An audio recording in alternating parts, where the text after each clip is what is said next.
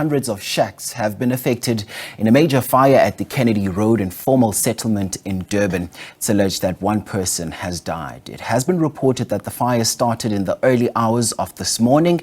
Now, teams of rescuers have been dispatched to the area to examine the damage. Now, SABC News reporter Nonhlakanipho Magwaza joins us for more on the story. Nonhlakanipho, thank you so much for your time this hour. Do we know what caused the fire as yet?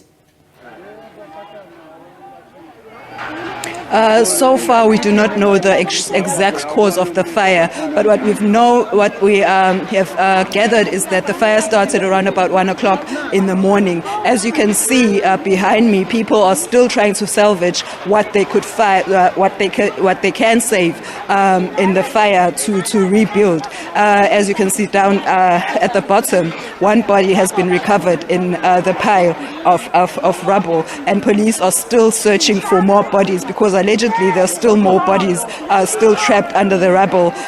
There are numerous people who have been sent to hospital, and some are still trying to see if they can save anything or see or find their relatives or loved ones in the rubble if they know that the person is living alone. But with me now is the president of the Abahlali Basemjondolo organization, Ubaba Usbusiso Zigote, who will probably tell us more if he knows what actually happened. Babu Zigote, welcome to the show.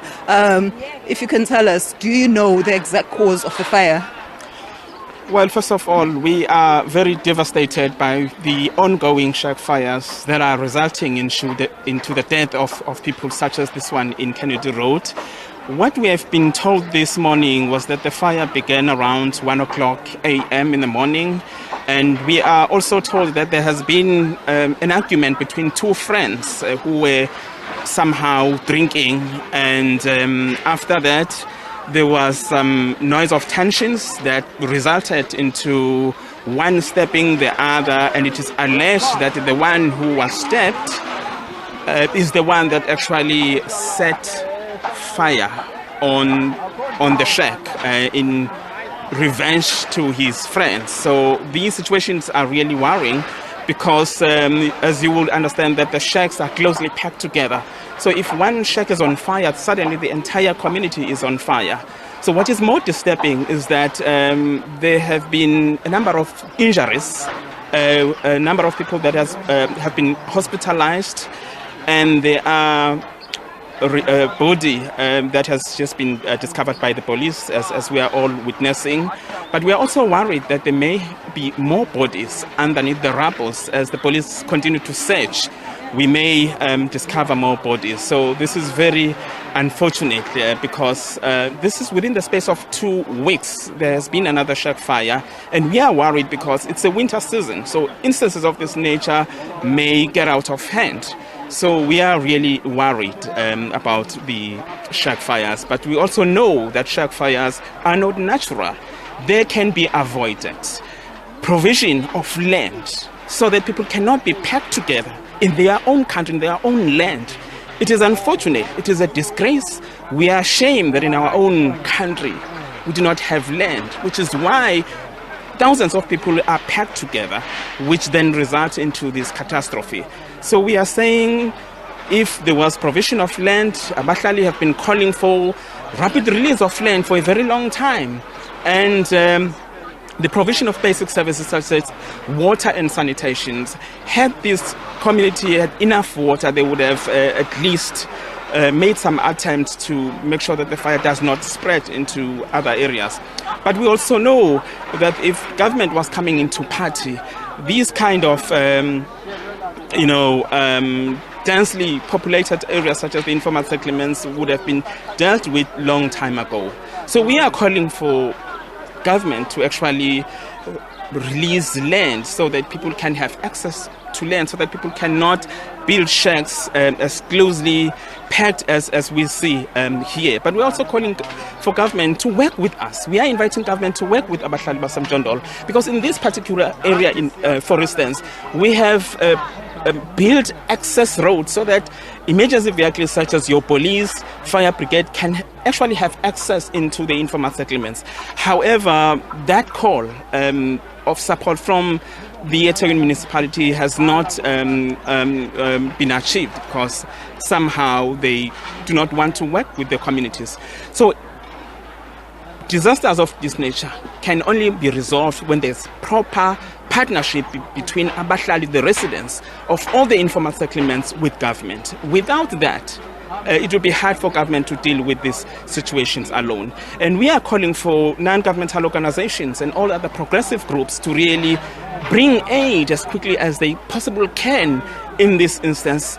There's more than 1,000 people that have been left homeless. We are yet going to do the counting so that we can actually have the exact number of the people who have been affected by this, but it's really concerning. I mean, this was the last weekend before kids can actually return to school. So there were a lot of school kids, some of them that have visited Kennedy Road, who were about to leave into their respective rural areas. So they have been affected by this. So that's really concerning. So we are calling for government departments to really,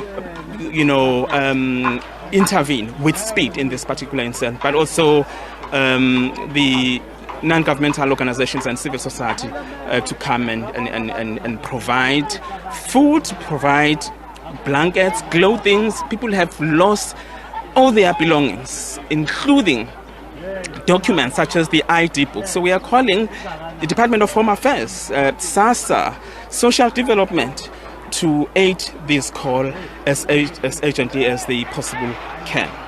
Mr. Zigote, as we were speaking earlier on, you mentioned that there was a road somewhere there that was leading inside the shacks, and you find that more and more people have blocked that road. Do you believe that there are more shacks than there were the previous years?